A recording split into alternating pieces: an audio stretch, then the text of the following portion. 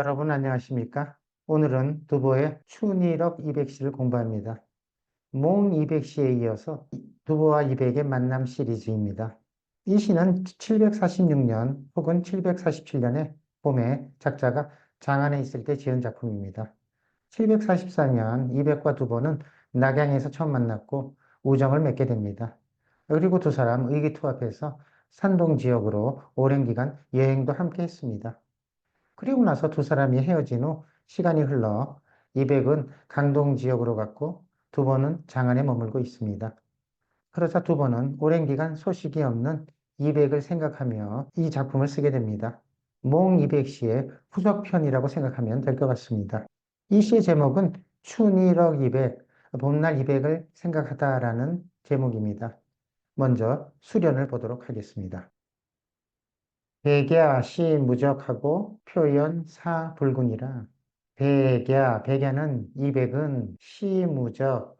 백야가 시를 수식한다고 해석해도 무방할 것 같습니다. 이백의 시는 무적이다. 수련의 처음부터 이백의 시적 재능을 한껏 자랑하고 있습니다.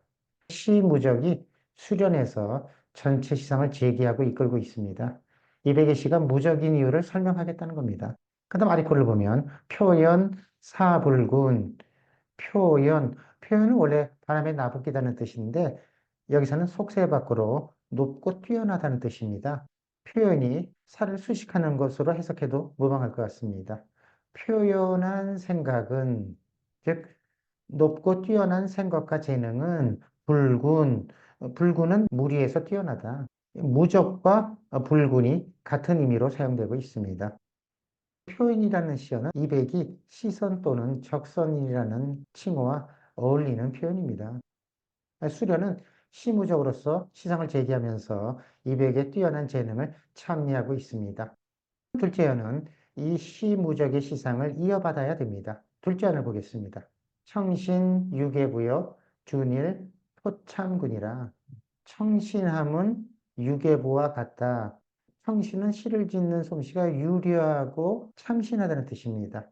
그리고 유계부는 유신이라는 시인으로서 남조 때 양나라 시인입니다.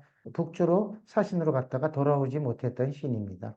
이백의 시인은 유신의 청신한 시풍을 지니고 있다. 준일 포참군, 준이라면 포참군과 같다. 준일이라는 것은 호쾌하고 호방하다는 뜻입니다. 그리고 포참군은 남조 송나라 때 시인으로서 포조라는 사람입니다.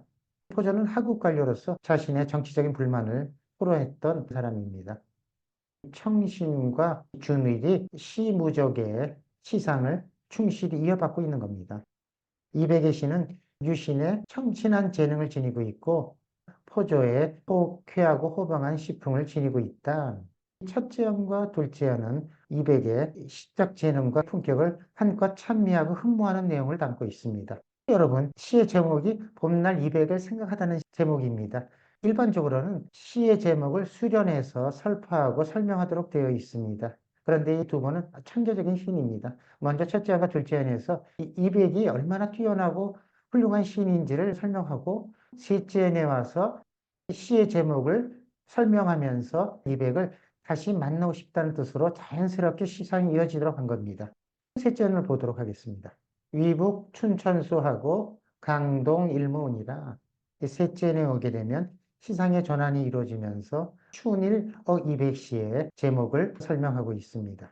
위북 춘천수, 위북은 위수북적인데 작자가 지금 머물고 있는 곳입니다. 직역하면 위수북적은 봄날 나무가 있고 아래거를 보면 그대가 머물고 있는 저 멀리의 강동 땅은 해질 무렵에 구름으로 덮여 있다. 셋째 연에 오게 되면 일경 사경 묘사를 하는 것처럼 보입니다. 시의 제목이 셋째 연에서 설명이 돼야 되는데 어울리지 않게 되면서 둘째 연과 셋째 연이 시상이 단절되는 것처럼 보입니다. 이 부분 해석이 까다롭습니다. 어느 누구도 해석을 제대로 한 사람이 없습니다. 위수 북쪽에서 봄날에 그대와 헤어졌던 나무에 기대어 서서 강동 일모은 저녁 무렵 구름으로 덮인 강동 땅을 바라본다. 우는 이백이 정처없이 떠돌고 있는 이미지를 형성하고 있는 겁니다. 첫째 연과 둘째 연에서 이백의 재능을 한껏 자랑하고 흠모하면서 자연스럽게 셋째 연에 오면 멀리 정처없이 떠들고 있는 이백을 그리워하면서 만나고 싶다는 의미로 시상이 전환되는 겁니다. 그럼 마지막 미련을 보겠습니다. 사시 일준주 중여 새 논문이라 셋째 연에서 비로소 시의 제목을 설파했다고 했습니다. 춘천이 춘일로서 표현되고 있었고 강동일모운으로서 억이백의 제목을 설명하고 있는 것입니다. 마지막 미련에 오게 되면 자연스럽게 그리워하는 것에서 이제 만나고 싶어 하는 것으로 시상이 마무리되어야 됩니다. 그래서 하시 일준주, 하시는 언제쯤 미래의 시점입니다. 일준주, 한 동이 술 함께 만나서 한 동아리의 술을 마시면서 언제쯤 한 동아리의 술을 함께 마시면서 중여 새 논문 다시 그대와 더불어 자세하게 논문은 논문을 쓰는 게 아니라 시를 논하다 그런 뜻입니다. 결미 부분에선 시상을 잘 마무리해야 된다 그랬습니다. 시상을 잘 마무리하는 시어 찾아보시기 바랍니다. 예, 바로 중자입니다. 다시 재회를 기대하는 시어입니다. 이 중자가 굉장히 중요한 어휘가 됩니다. 다시 그대와 더불어 자세하게 시를 논하고 싶다. 그런 의미가 되겠습니다. 장법 설명으로 넘어가도록 하겠습니다. 이 작품은 오온율시 근체시 형식을 취하고 있습니다. 수련에서는 시무적으로서 작자가 뛰어난 시적 재능을 흠모하고 있다는 것을 표현함으로써 시상을 제기하고 있습니다. 그리고 학구에서는 시무적을 이어받아서 사불군으로서 시무적인 이유를 좀 더 구체적으로 설명하고 있습니다. 둘째 안에 오게 되면 수련의 시상을 이어받아야 됩니다. 시무적의 시상을 이어받고 있는데 청신과 준일로서 이어받고 있습니다. 이백의 시가 무적인 이유는 청신하고 준일함에 있다는 겁니다. 셋째에 와서 비로소 시 제목을 설파하고 설명하고 있습니다. 바로 춘천수에서 춘천이 춘일을 설명하고 있고 학구에는 억이백의 이미지를 일모운으로 이어받은 겁니다.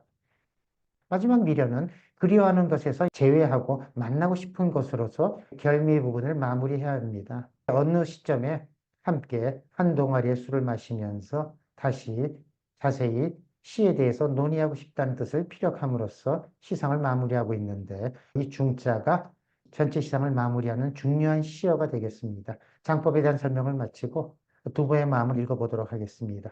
여러분 안녕히 계십시오. 구독, 좋아요 부탁드립니다.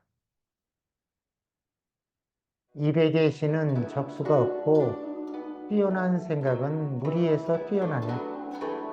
유신과도 같은 유려하고 참신한 재능이 있고 호저와 같은 호방한 품격도 있다네. 위수 북쪽에서 봄날 나무에 기대어서 멀리 저녁구름 떠있는 강동 땅을 바라본다. 언제쯤 한동이 술을 마시면서 다시 그대와 더불어 시를 논할 수 있을까?